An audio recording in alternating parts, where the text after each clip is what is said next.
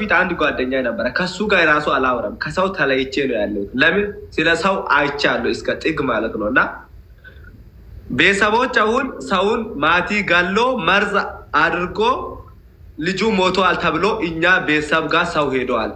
ወጣት ልጆች በባጃጅ ተከፍሎ ነው ይህ ነገር እየተደረገ ያለ።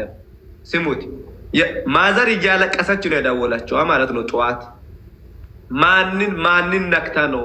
እስከ ዛሬ አንድ ሰው ነክታ ማታቅ ልጅ ምን ሆነ ነው አንተ ግን በህይወት አለ ብሎ እህቶቹ እያለቀሱ ፋሚሊ ሁሉ በእውነት በጭንቀት ውስጥ ነው ያሉ። ሌላ ደግሞ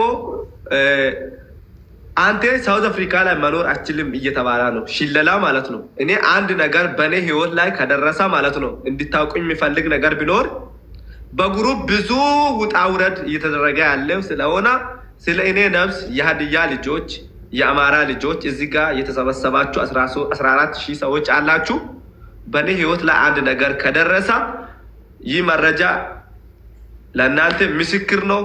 እኔ ላይቭስ ካፍቶ ሲያወሩም እኔን ሲያንቆሽሹም ያላወራሁት ለምንድን ነው ካላችሁ ሃይማኖቱ እንዳይነካ ብዬ ራሴን ዝቅ አድርጌ ከኔ በላይ አሁን የተከበሩ አገልጋዮች አሉ። ከነሱ ጋር አብሬ በልቼ ጠጥቼ የነሱን ምክር ስለተቀበልኩ ኦኬ የእናንተ ነገር እውነት ይሁን የኔ ነገር ውሸት ይሁን ብዬ ዝም አልኩት ልጅ ነኝ። አንድ ሰው ነክቼ አላቅም እስከዛሬ። አንድን ሃይማኖት እዚህ ለጥፌ አታሳልፉ ብዬ እኔ እውቀታም ነኝ አዋቂ ነኝ ብዬ ያወራሁት አንድ ሪከርድ የለም። በራሴ ኮንፊደንስ እየዘመርኩ አንዳንድ ምክሮች እያስተላለፍኩ 300,000 ተከታይ ፎሎ ያደረገ እኔ ወዶ ነው፣ ሰውን ነክቼ አይደለም።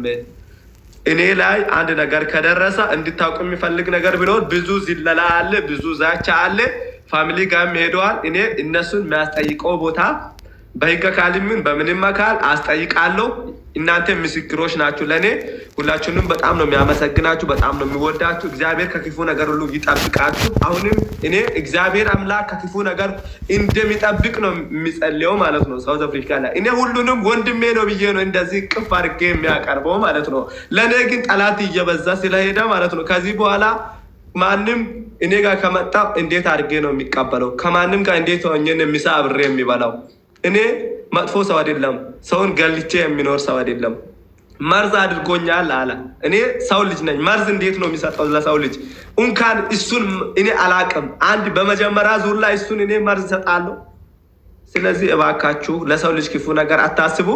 ሁላችሁንም በጣም ወዳችኋለሁ። ጌታ ከእናንተ ጋር ይሁን። እኔ ለፋሚሊም ደውዬ የሚሆን እነሱ እስከ ቤተሰብ ሄዶ እንዲጠይቁ አረጋለሁ።